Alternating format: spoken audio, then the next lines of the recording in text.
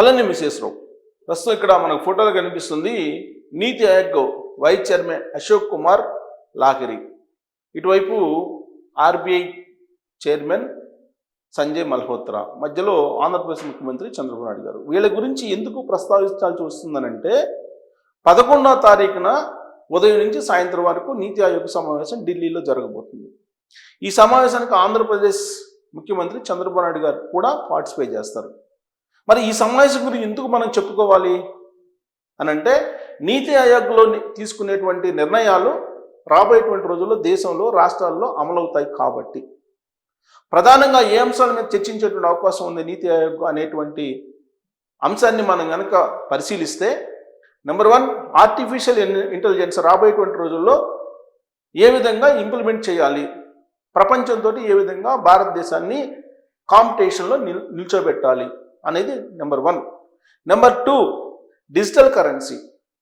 Digital మొత్తానికి ఏ విధంగా మనం భారతదేశం ఉంది, డిజిటల్ ట్రాన్సాక్షన్స్ ఏ విధంగా జరుగుతున్నాయి, వాటిని ఏ విధంగా ఇంకా పెంచాలి, డిజిటల్ ట్రాన్సాక్షన్స్లో పారదర్శకత తీసుకురావాలి, దాంతోపాటు డిజిటల్ ట్రాన్సాక్షన్స్ని ఎక్కువగా పెంచడం కారణంగా ట్యాక్స్లు కూడా వచ్చే అవకాశం ఉంది. కాబట్టి డిజిటల్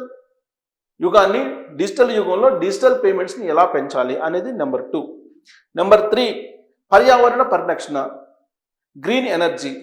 ఈ గ్రీన్ ఎనర్జీని ఎలా రాబోయేటువంటి రోజుల్లో ముందుకు తీసుకెళ్ళాలి, ఇది ప్రధానమైనటువంటి ఎజెండాగా ఐక్యరాజ్య సమితి నిర్ణయిస్తే, ఐక్యరాజ్య సమితి ఆయా దేశాలకు ఎజెండా ఫిక్స్ చేస్తే ఆయా దేశాలు ఈ ఎజెండాని తెలియజేసి రాష్ట్రాలకి ఇంప్లిమెంట్ చేస్తారు.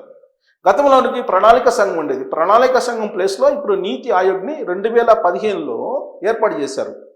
గతంలో ఏం జరిగేది, ప్రణాళిక సంఘం కేంద్రం ఒక ప్రణాళికను తయారు చేస్తే పంచవర్ష ప్రణాళిక అని ఇలా తయారు చేస్తారు.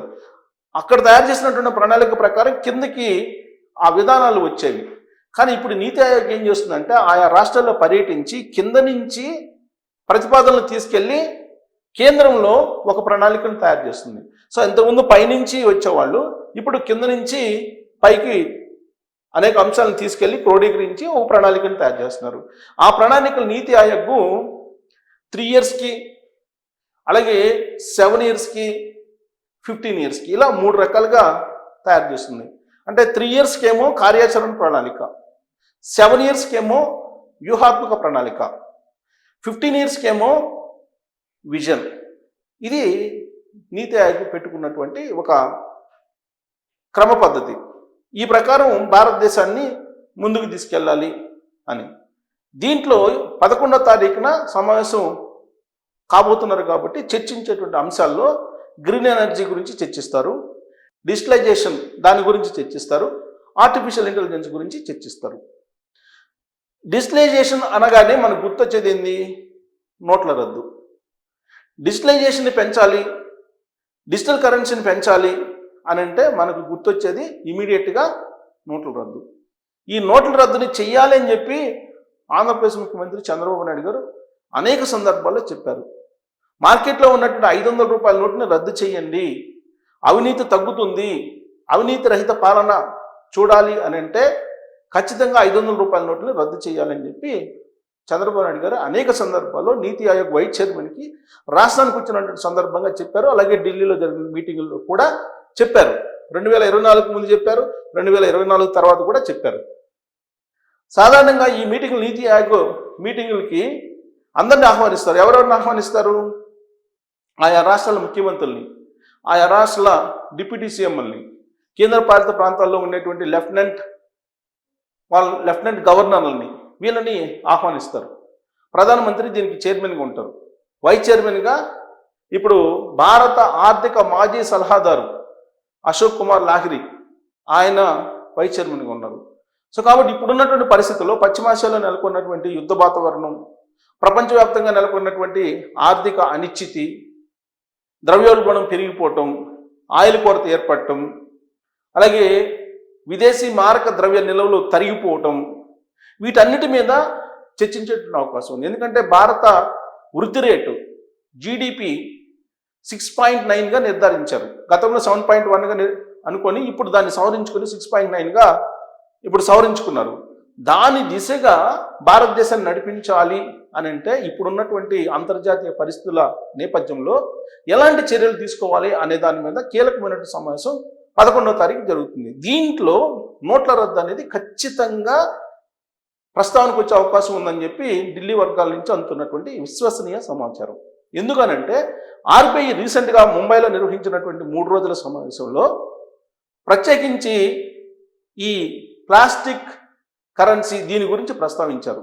అనేక అంశాల గురించి ప్రస్తావిస్తూ ఒక తీర్మానం ప్లాస్టిక్ కరెన్సీ నుంచి కూడా పెట్టారు. ఈ ప్లాస్టిక్ కరెన్సీని ఇప్పటికే ముద్రిస్తూ ఉంది ఆర్బీఐ. దాన్ని ఎప్పుడు ఇంప్లిమెంట్ చేయాలి? ఇప్పటికే కొన్ని చోట్ల ప్రయోగాత్మకంగా ఒక 5 చోట్ల భువనేశ్వరు, జైపూరు, కొచ్చి ఇలాంటి ప్రాంతాల్లో 10 రూపాయల నోట్లని ఇంట్రడ్యూస్ చేశారు. ఇంట్రడ్యూస్ చేసి ఈ ప్లాస్టిక్ కరెన్సీని ఆయా వాతావరణ పరిస్థితుల నడుమ ఇవి ఎలా ఉంటాయి అనేది పరీక్షించారు. ఆ పరీక్ష సక్సెస్ అయింది కాబట్టే ఇప్పుడు దేశవ్యాప్తంగా ఈ ప్లాస్టిక్ కరెన్సీని తీసుకురావాలి అనేటువంటి ఆలోచన ఆర్బీఐకి ఉంది. అఫీషియల్గా ఆర్బీఐ చెప్పింది ముంబై కేంద్రంగా చేసుకొని. ముంబై సమావేశం ముగిసిన తర్వాత గత వారంలో 3 రోజుల పాటు జరిగింది. గత వారం ఈ 3 రోజుల్లో ముగిసిన తర్వాత చేసినటువంటి తీర్మానాల్లో ప్లాస్టిక్ కరెన్సీని వీలున్నంత తొందరగా భారతదేశంలో తీసుకురావాలి అనేది. మరి దీని కారణంగా వచ్చే బెనిఫిట్స్ ఏంటి?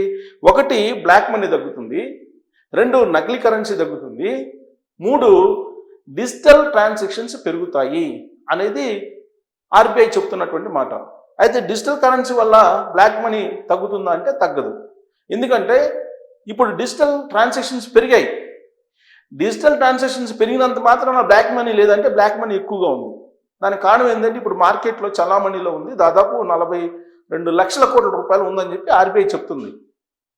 అంతకంటే పైగా ఉందని కొంత. కానీ మరి బ్లాక్ మనీ ఇదంతా చలామణిలో ఉండాల్సినటువంటి 42 లక్షల కోట్ల రూపాయలకు పైబడినటువంటి కరెన్సీలో అది తేలట్లేదు లెక్క.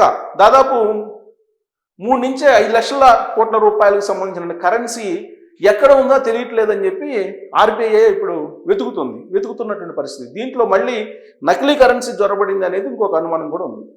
సో వీటన్నిటికీ పరిష్కారం ఇప్పుడున్నటువంటి కరెన్సీ, పేపర్ కరెన్సీని ప్లాస్టిక్ కరెన్సీలో మార్చాలి. దాని కారణంగా ప్రింటింగ్లో కొంత కాగితపు కరెన్సీ కంటే ఎక్కువైనప్పటికీ కూడా దీని నాణ్యత కాగితపు కరెన్సీ కంటే కూడా ఎక్కువగా ఉంటుంది. దాదాపు 10% to 15% ఎక్కువగా ఉంటుంది అనేది వాళ్ళ అంచనా. ఎక్కువ నాణ్యతతో కూడుకొని ఉంటుంది, ప్లస్ దాని లైఫ్ కూడా ఎక్కువ ఉంటుంది అనేది. నకిలీ కరెన్సీ కూడా ఇది తయారు చేయడం కష్టము. కాబట్టి ప్లాస్టిక్ కరెన్సీ భారత ఆర్థిక వ్యవస్థని కాపాడగలదు అనేటువంటి అభిప్రాయంతో ఆర్బీఐ ఉంది. దాని గురించి నీతి ఆయోగ్లో ప్రస్తావనకి రావడానికి అవకాశం ఉంది.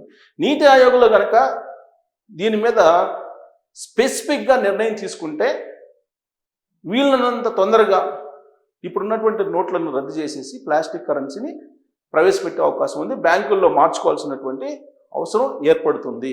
సో కాబట్టి నీతి ఆయోగ్ సమావేశంలో ఆంధ్రప్రదేశ్ ముఖ్యమంత్రి చంద్రబాబు నాయుడు కూడా పాల్గొంటున్నారు. కాబట్టి చంద్రబాబు నాయుడు గారు కూడా నోట్ల రద్దుకి మద్దతుదారు కాబట్టి 500 రూపాయల నోట్లు రద్దు చేయండి అని చెప్పి అంటున్నారు. కాబట్టి నోట్ల రద్దుని 500 రూపాయల నుంచే ప్రారంభించే అవకాశం లేకపోలేదు అనేది వినిపిస్తుంది. దీని మీద మీరు అభిప్రాయం వ్యక్తం చేయొచ్చు. Thank you.